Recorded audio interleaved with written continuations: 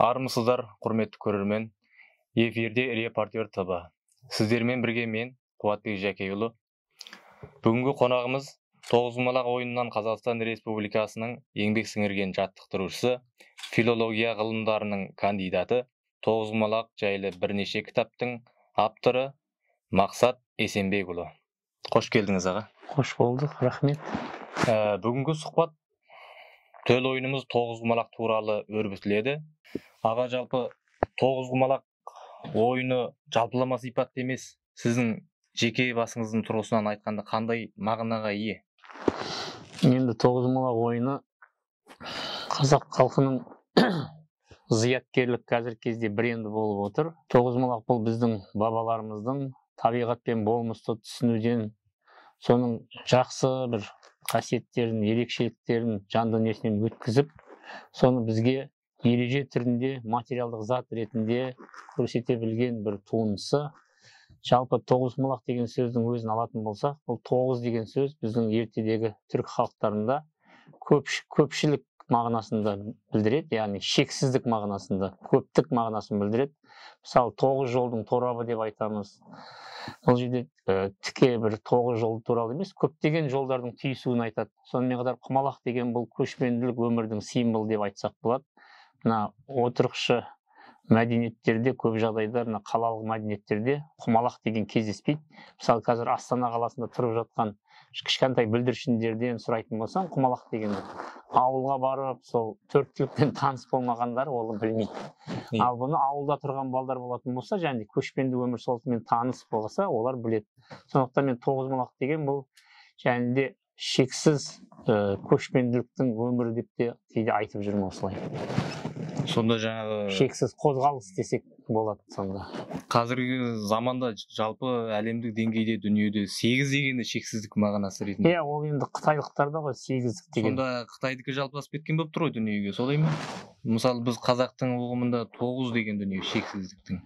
Енді ол әр халықтың өзінің таңдап алған тұрмыс тіршілігіне байланысты ғой. Мысалы, кейбіреулерде және 4 деген қабат жоқ па? Бізде ондай бір тыйым жоқ, бірақ біз енді 8-ден аттап, енді сандардың ең жоғарғысы 9 ғой. Сондықтан біз көп нәрсе бізде күрделі, көп нәрсе бізде даралығымен ерекшеленеді. Сондықтан біз одан да жоғары деңгейде 9-ды алып отырмыз. Сонда 9-ды алғанда басқа да қандай философиясы бар осы 9 санының? Мысалы, атауы тоғызқұмалақ. Енді санның осы мағынасы жаңа түсіндірдіңіз, оның ең жоғары сан. Енді не үшін құмалақ? Мысалы, не үшін 8-9 тас дей салмады? Енді мысалы, бұл жерде 9 құмалақ деген енді бір символдық бейне болып тұр ғой. Бұл бір кішкентай бір 9 емес, кішкентай бір құмалақ та емес бұл. Жалпы бұл үлкен жаңағыдегі табиғат пен болмыстан, әлемді түсінуден туындаған бір үлкен бір өркениеттің ойыны ғой бұл 9 құмалақ деген. Яғни жаңағыдай айтып отқандай шексіз қозғалыс. Енді мысалы басқа ұлттарда, мысалы Африка елдерінде, немесе Шығыс Азия елдерінде, тағы да мына Америка елдерінде де осындай ойындар бар. Бірақ олардың барлығы өздерінің жаңағыдай дәстүріне сәйкестендіріп алған.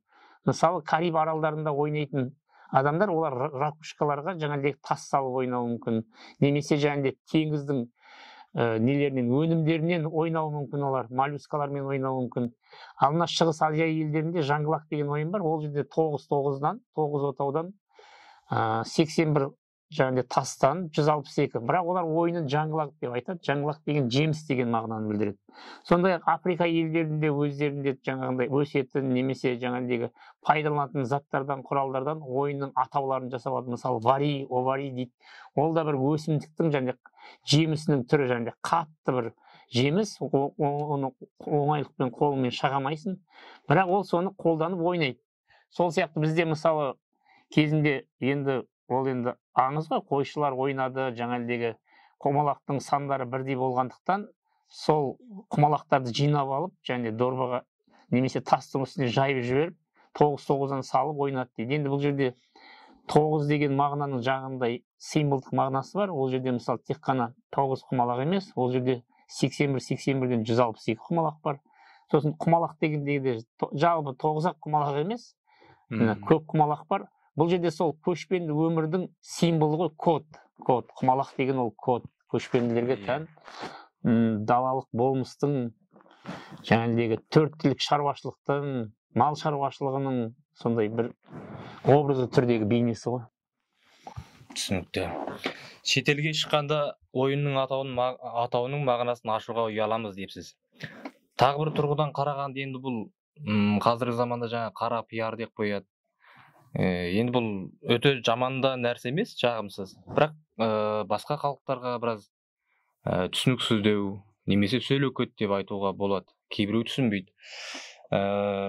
Яғни бұны да қазір заманауи техникамен ұштастырып, қара пиар сияқты соны неғилы қызықты тәсілдермен осыны халықаралық әлемдік деңгейге көтеруге болады дегендей ойлар айтылды ма бұдан бұрын?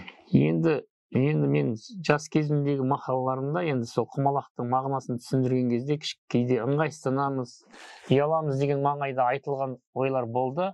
Өйткені мысалы біз 2006 жылы, 2007 жылы алғаш мен енді халықаралық деңгейде тоғызқұмалақты насихаттап жүргенде, сол кезде құмалақ десек, шынымен бір айтып түсіндіре алмаймыз да, жаңағыдай қойдың нәжісі дейміз, немесе жаңағыдай төрттіліктің нәжісі деп айтуға кішкене ыңғайсызданып жүрдік. Сосын осы ойынның атын өзгерту туралы бір орда деп қояйық, құмалақ деген сөзді ат деп өзгертейік дегендей бір мән мағыналар болды. Мысалы ойынның ішінде де атқа байланысты атаулар көп қой. Мысалы ат өтпес дейміз, бір ережесі бар, ат сұратар дейді.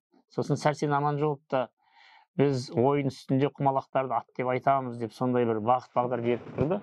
Бірақ кейін уақыт өте келе халықаралық деңгейде тоғызқұмалақтың өзі насихатталып, бұқаралық сипаты арта бастаған кезде енді құмалақ деген сөзді біз айтудан қысылмайтын болдық. Бірақ енді бұны шетелдіктер тоғыз құмалақ деп айтам дегенше кішкене жаңағындай тілдерінің де ерекшеліктері сәйкес келмеді. Бірақ кейін ойланып, Әлихан Мұхамедиял Байменов бастаған үлкен зиялылар тобы бар, басқа да азаматтар бар, ойналып келгеннен кейін тоғызқұмалақтың атын ешқандай өзгертуге болмайды. Осы күйінде қалу керек. Және де ол техникалық жаңалықтардың өзі де осы атауға әсер етпеу керек деп сондай шешім қабылданды. Енді құмалақ деген сөздің өзін кейін шетелдіктер түсініп, оның жаңағыдай көшпенділіктің символы екенін білгеннен кейін олар да бізден мазалауын қойды. Енді кейбір жерде шарик деп айтылады, мысалы ағылшынша болс деп мысалы айтып, және орысша шарик деп неғып жүрдік. Бірақ негізінен сол тоғызқұмалақ деген атаумен бүкіл әлемге таралды енді. Жалпы мынау құмалақ дейміз, жаңа 41 құмалақпен балашат, тоғызқұмалақ ойын. Жалпы құмалақтың қандай мағынасы бар бай?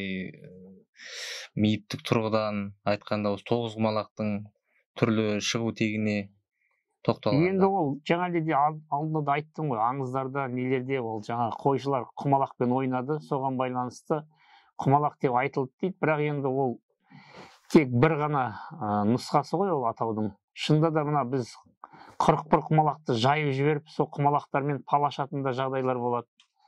Енді тоғызқұмалақтың көп танымдық қырлары әлі толығымен зерттелген жоқ. Осындай мысалы мифтік тұрғыдан болсын. Енді бұл жерде құмалақ деген сөздің де үлкен мағыналық ерекшеліктері бар. Оның кезінде түбірінде зерттеп қарастырдым. Басқа ұлттарда қалай аталады деген, мысалы түбір енді құм болып тұр ғой, кейбір жерлерде қом дейді, құмалақ дейді. Сонда ол қом болсын, бір жинақталған бір дөңгелек пішіндегі заттың сәйкес келеді да. Яғни ол сол ойынның атауын берген кезінде осындай қозғалмалы зат деген мағынада келеді. Бірақ мен енді алғашқы нұсқаммен сол күйінше қалам. Бұл құмалақ деген көшпенді өмірдің символы, яғни көшпенділіктің символы. Егер біз отырықшы халық болсақ, немесе теңіз жағасындағы халық болатын болсақ, немесе жаңағындай мынау орман шаруашылығын дамытатын халық болатын болсақ, ол кезде бізде мынау теңізге байланысты, ағаштарға байланысты және жоңғылақ деп. Ал бізде тікелей жаңағыдай құмалақ деген сөз қалып отыр. Мысалы осындай ойын Египетте қалақ деген, яғни кішкене түбірлерінде де сәйкестіктер келіп отыр. Сондықтан бұл жерде ең бастысы бұл құмалақ жәнедегі көшпенді біздің халқымызға тән бір символдық бейне, және көшпенділіктің символы деп айтуымыз керек. Образ, көшпенділік бейнесі. Жақсы. Сіздің бір сұхбатыңызда отау, бестемше, тоғызқұмалақ жайлы жақсы түсіндіріп бергеніңіз бар. Көрдім, көптеген мағлұматтарға ие болдым. Сол барыста менде бір сұрақ туындады. Яғни 3, 5, 9 түгел тақсандар. Бұл не үшін мысалы 4, 6, 9 жалпы басқалай болмайды? Иә. 9-ды жаңа айттыңыз, енді ең жоғары сан, оның мәнін түсіндік. Қалған сандардың қандай мағынасы бар?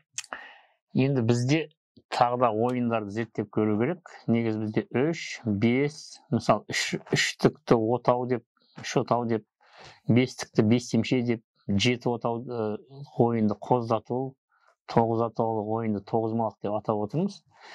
Енді біздің ұлттық ерекшелігімізге байланысты болып тұр. Негізінен бізде бұндай сандарды 3, 5, 7, 9 дәстүрлі сандар деп айтады.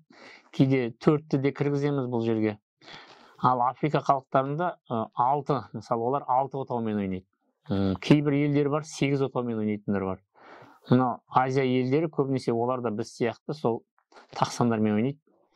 Бұл жерде енді біздің түсінігімізге байланысты болып тұр ғой жаңағындай. Енді бір қызықты сұрақ қойып отырсың, енді жаңағындай дәстүрлі сандарға байланысты. Мысалы 6-ға байланысты бізде көп нелер жоқ, ұғымдар жоқ. 8-ге байланысты да көп ұғымдар жоқ. 4-ке байланысты бар. 3 дегенге 3 жұрт, 3 би, тағы да басқа сөздер бар. 5 деген кезде 5 қару дейді, 5 уақыт намаз дейді, 5 асылыс, 5 жаңағындай нашарыс деген сияқты. 7 деген кезде де 7 қазына, 7 ата, және 9 деген енді шексіздік. Сондықтан бұл жерде және дәстүрлі сандар деген түсінікке байланысты болып отыр ғой. Тек қана дәстүрге, яғни тақ сан деген ұғыммен ешқандай байланысы жоқ, иә? Енді бұны шынында да зерттеп қарау керек екен. Өте бір қызықты сұрақ болып отыр. Менің ойымша енді бұл дәстүрлі сандарға байланысты болып отыр. Түсінікті, жақсы. Енді шахмат ойыны халықаралық деңгейде әр елге таныс, негізінен өзі бәр елде ойнайды деп айтуға болады. Оның тактикалары да мейлі, тіпті оған қатысты жаңағы мультфильмдерде, жалпы әр салаға, киноға да кіргізіп жіберген, өте дамыған да жарнамасы кең көлемде. Енді сонда бұл тоғызқұмалақта да, енді мысалы мен қарапайым адам ретінде бұл айналдырып тастай беру сияқты сезіледі. Сонда қандай тактикалары бар, сіздер зерттеп жүрсіздер? Күрделі әрі тактикалардың атаулары қандай? Енді шахмат дойбының өзінің ерекшеліктері бар. Тоғызқұмалақтың өзіндік ерекшеліктері бар. Тоғызқұмалақ ойынында бір қарап отырсаңыз, сол отаудағы тастарды, құмалақтарды бірі айналдырып отырған сияқты көрінесің.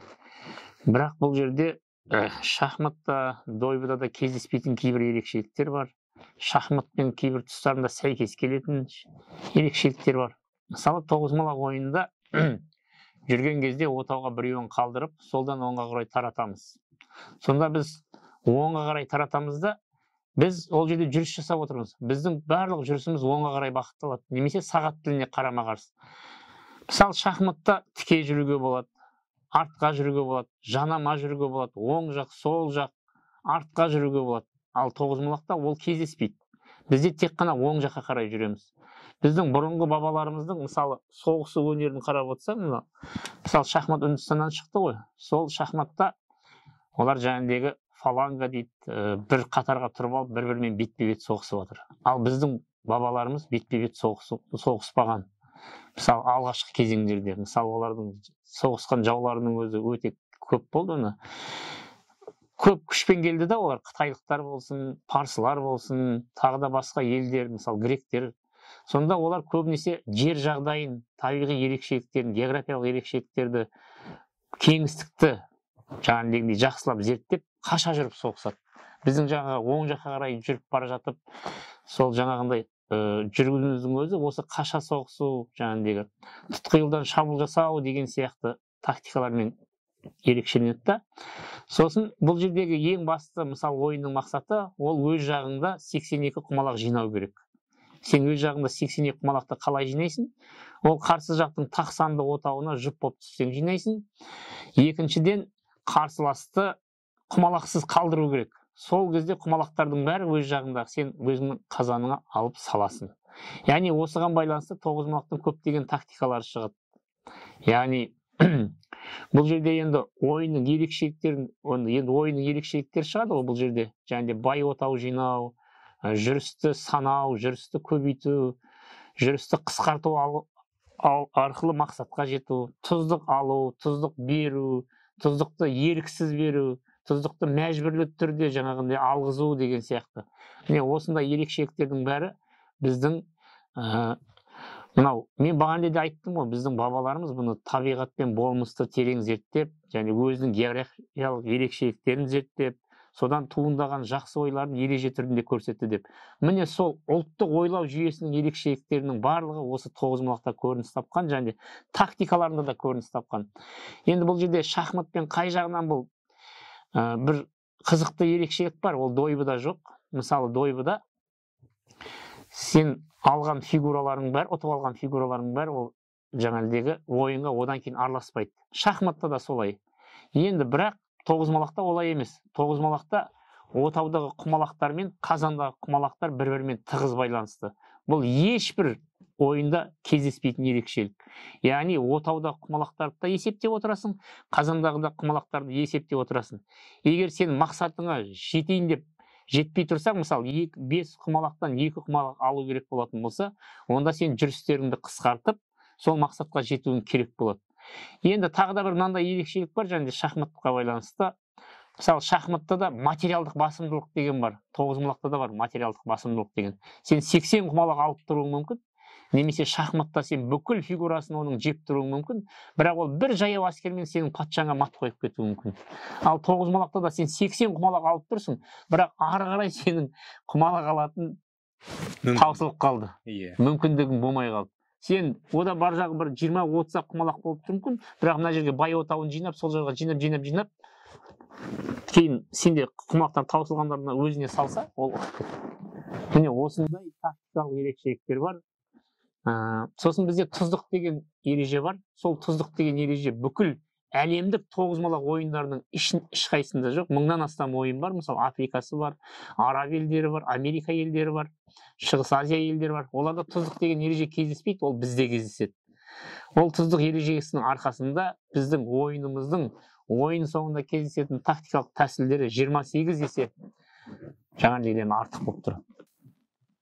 Тұздық дегенде біздің дәстүрлі ұғымымыз бен ертедегі тұрмыс тіршілігімізге қатысты белгілі бір дүниелерге қандай дүниеге сәйкестіруге болады, байланыстыруға? Енді тұздық деген бір өте бір керемет ұғым бұл. Мысалы айтады ғой, мысалы тамақты не дейді? Тамақтың сәнін, еттің сәнін тұздық келтіреді дейді. Мысалы тұздық ойынның да сәнін тоғызқұмалақтың тұздық. Тұздықсыз ойын ол өте бір не болады да, жаңағындай. Мынандай тоғызқұмалақта ол андай бір мәнсіз сияқты болып қалады тұздық тоғызқұмалақсыз. Ал тұздықтың ережесінде екеу тұрған жерге соңғы құмалақ пен қарсы жақтан үшеу қылып түсіру керек. Сонда мысалы ол отауға ие болу деген сөз. Ал бізде де отауға ие болу не? Ол дүниеге ұрпақ келтіру. Яғни екі жұптасып өмір сүріп жатқан адамдардың егер дүниеге шыр етіп перзент келмесе, олардың да өмірі мәнсізге айналып кетуі мүмкін.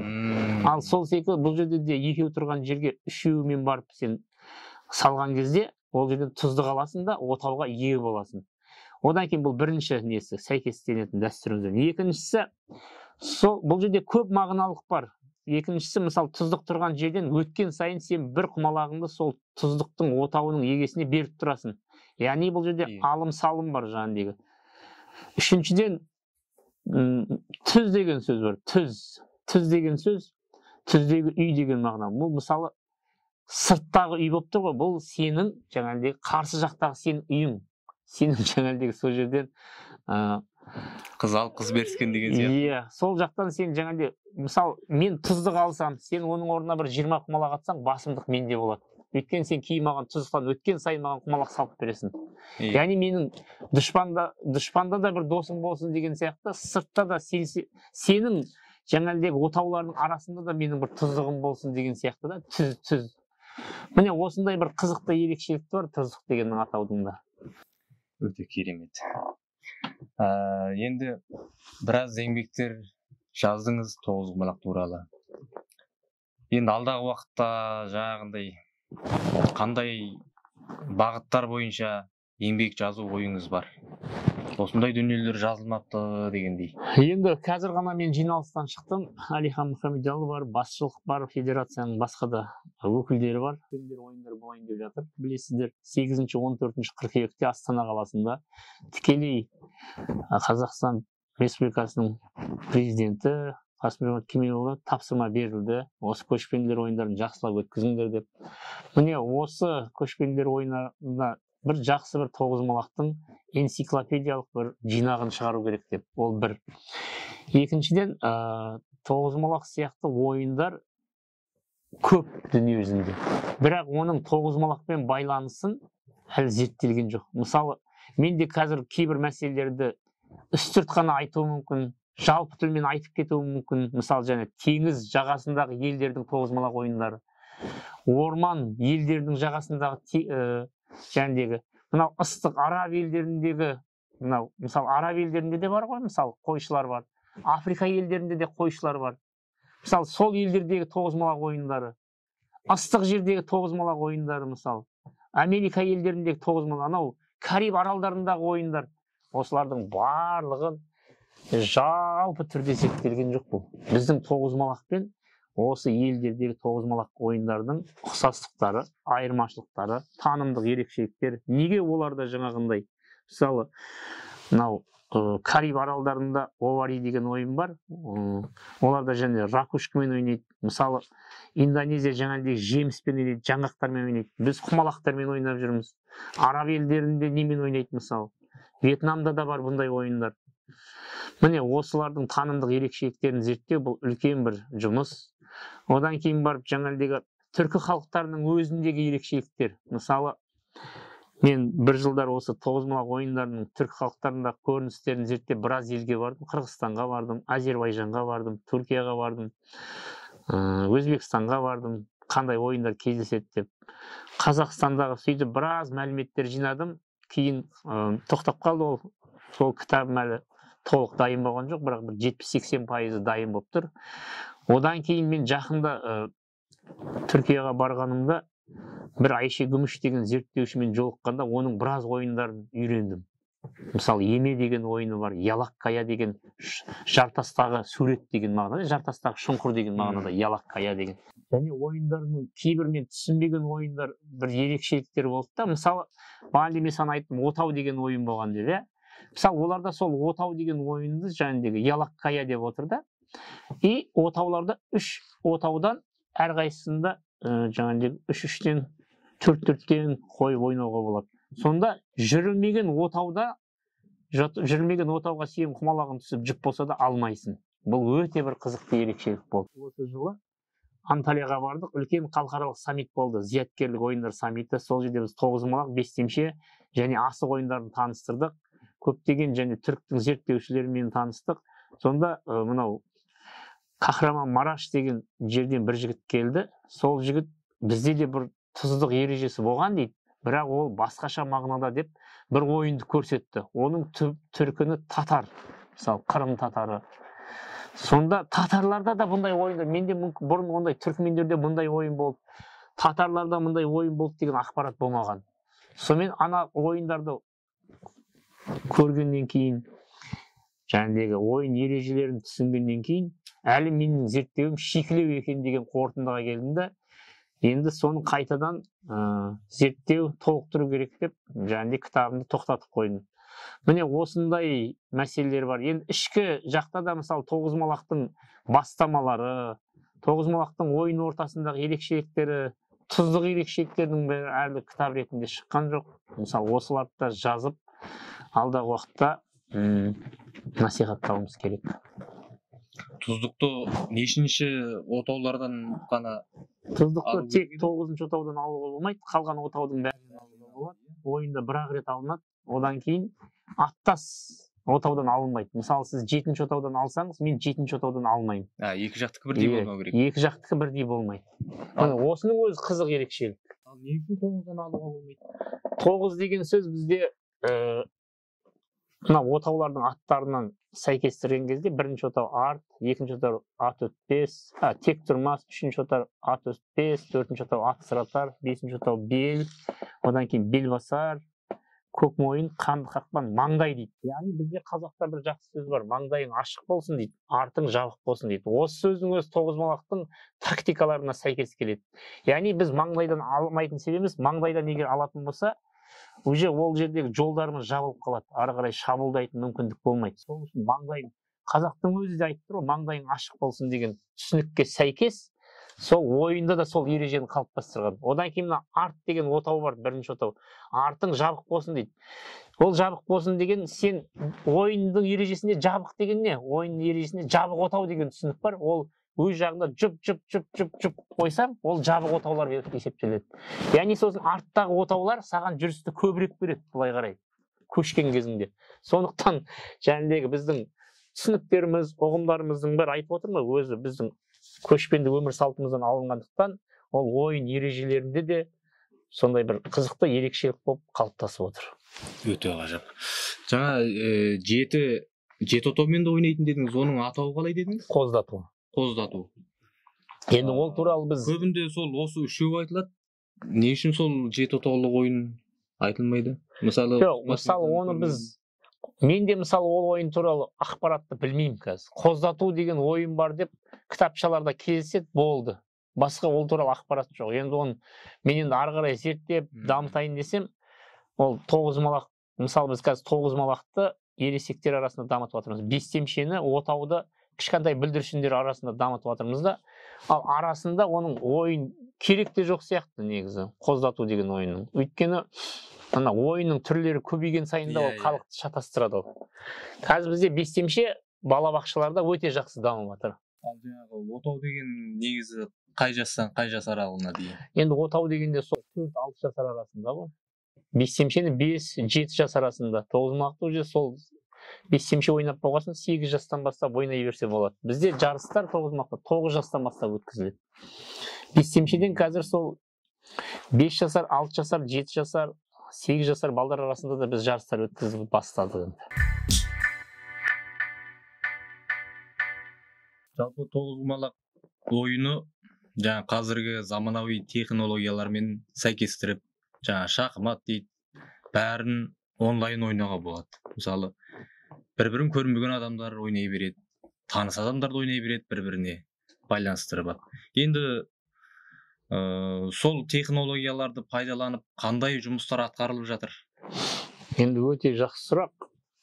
Тоғызқұмалақ қазіргі кезде бұл сұрақтың енді тағы да бір мағынасы, тоғызқұмалақ заманауидің көшіне ілесіп жатыр ма, ілеспей жатыр ма? Мысалы, біздің басқа ұлттық ойындар әлі ілесемей жатыр ғой. Мысалы, көкпарды ойнай алмайсың онлайн, күресті онлайн күрес алмайсың. Тоғызқұмалақ замана көшіне сәйкес келіп тұр ма деген кезде әрине деуге болады. Енді біз 2013 жылдан бастап әлем чемпионатын өткіздік. Осы Астана қаласында бірінші әлем чемпионаты болды. Одан кейін шетелдіктердің бұл ойынға деген қызығушылығы артты. Бізге көптеген елдерден хабарласып, осының онлайн ойнайтын бағдарламасын түзу туралы ұсыныстар түсті. Қазіргі кезде 3 түрлі бағдарлама бар. Біреуі ең бірінші құрастырылған eGameCenter.com деген платформа. Екіншісі Play.com деген польшалықтардың жасаған бағдарламасы. Және үшіншісі биылғы жылы Play Strategy деген Лондонда жасалған бағдарлама. Міне осы бағдарламалардың арқасында қазіргі кезде тоғызқұмалақты көп елдерде ойнауға болады. Ол бағдарламалардың артықшылығы біріншіден ережелер бірнеше тілде аударылады.